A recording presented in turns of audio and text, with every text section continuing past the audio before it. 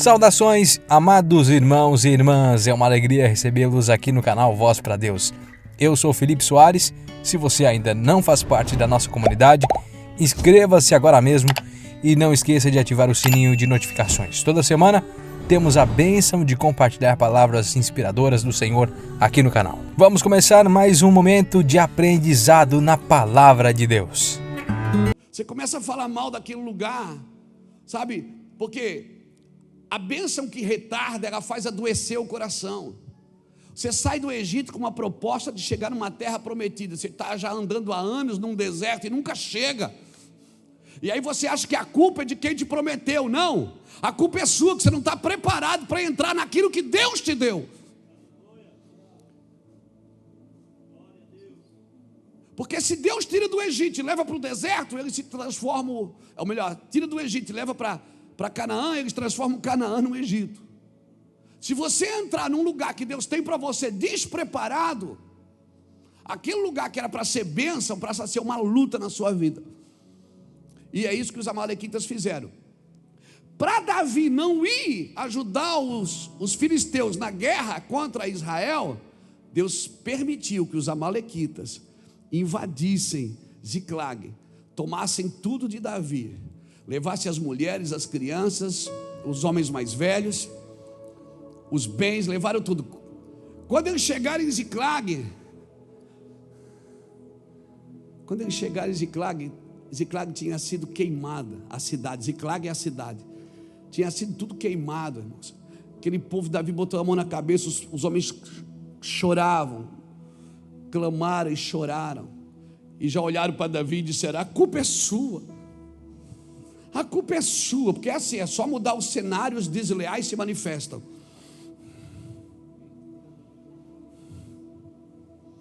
É só mudar o cenário, quem é desleal se manifesta.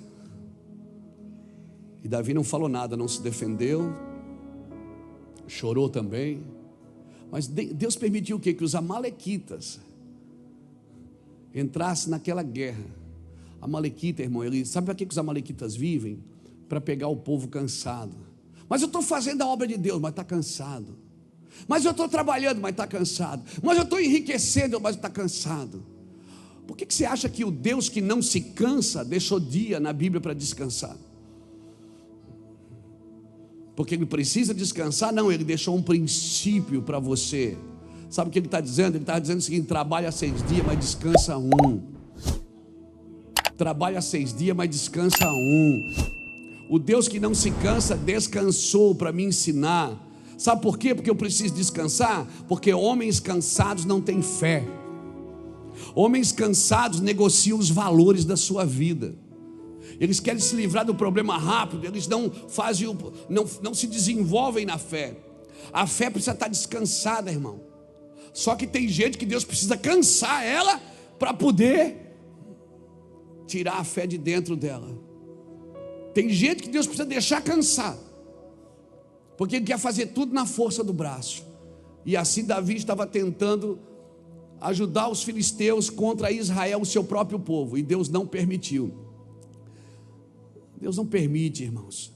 Tem guerra que não é para você. Você não tem que lutar contra o seu próprio povo, contra a sua própria casa, contra a sua própria família. E Davi chorou. E sabe o que me impressiona aqui? É que Abiatar, quem era o Abiatar? Abiatar é o sacerdote. Então toda vez que Davi ia para uma guerra, ele chamava Abiatar. Abiatar vestia a estola sacerdotal e Abiatar consultava o Senhor. Quem consultava o Senhor é o sacerdote. Só que agora a casa de Davi foi mexida. A casa de Davi foi saqueada, a casa de Davi foi queimada, os filhos de Davi foram levados cativos, as esposas de Davi foram levadas cativas. Então, irmão, tem guerra que é sua, você não tem que terceirizar com ninguém. Não adianta você pedir: pastor, ora por mim, o pastor vai orar, vai te abençoar, mas essa guerra é sua, é você não pode terceirizar. Quando a guerra era para a nação, era Abiatar que consultava o Senhor, mas agora a guerra é na minha casa. Sabe quem é que consulta o Senhor? Sou eu. Guerra na sua casa, é você que tem que entrar em guerra pela sua casa, amém, querido? É você que põe a estola sacerdotal e diz: essa guerra é minha, essa briga é minha, eu sou sacerdote aqui na minha casa. Se meu filho está mal, eu vou entrar nessa guerra por ele. Se a minha filha está mal, eu vou entrar nessa guerra por ele. Ninguém vai saquear os meus filhos de casa, amém? Eu vou botar a estola e eu vou entrar na presença de Deus e eu vou guerrear, aleluia. Não terceirize essa guerra, porque ela é sua. Que linda mensagem da palavra de Deus. E aqui estão algumas lições que você pode tirar desse trecho. Primeiro, preparação e paciência. Assim como os israelitas caminharam no deserto antes de entrar na terra prometida, muitas vezes enfrentamos períodos de espera e desafios em nossa vida cristã. Em vez de a gente culpar a Deus, devemos entender que esses períodos são oportunidades para nos prepararmos para as bênçãos que Deus tem para nós. Como cristãos, devemos ser pacientes e confiar no plano de Deus. 2. Preparação para as bênçãos. Deus nos tira do nosso Egito, mas isso não significa que as bênçãos virão automaticamente. Precisamos nos preparar espiritualmente e emocionalmente para receber o que Deus tem reservado para nós. Isso envolve crescer na fé, na maturidade espiritual e na intimidade com Deus. 3. Não transforme a bênção em maldição. Às vezes, quando entramos despreparados em um lugar que Deus nos direciona, podemos transformar a bênção em maldição. Assim como os israelitas transformaram Canaã em outro Egito, podemos correr o risco de perder o propósito de Deus se não estivermos preparados espiritualmente.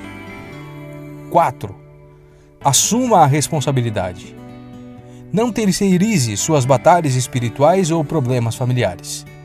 Assuma a responsabilidade pela sua casa e pela sua família. Como sacerdote da sua casa, consulte o Senhor e esteja disposto a lutar espiritualmente pelas pessoas que ama. 5. Não negocie sua fé. Não permita que o cansaço ou as dificuldades o levem a negociar sua fé. Lembre-se de que Deus descansou no 7º dia como um exemplo de descanso para nós. Não deixe que o cansaço o afaste da fé. Em vez disso, busque o descanso em Deus e confie nele. 6. Ore e guerreie. Em vez de terceirizar suas batalhas espirituais, entre na presença de Deus e guerreie por sua família e situações pessoais. Seja um sacerdote em sua casa, levando os seus problemas e necessidades diante de Deus em oração. 7. Evite lutar contra os seus. Não entre em guerra contra a sua própria família, amigos ou irmãos na fé. Lute pelo que é certo, mas evite conflitos destrutivos dentro da família de Deus. Lembrando sempre que a aplicação dessas lições à sua vida cristã requer reflexão, oração e ação prática. Busque a orientação de Deus e aplique esses princípios em sua jornada espiritual.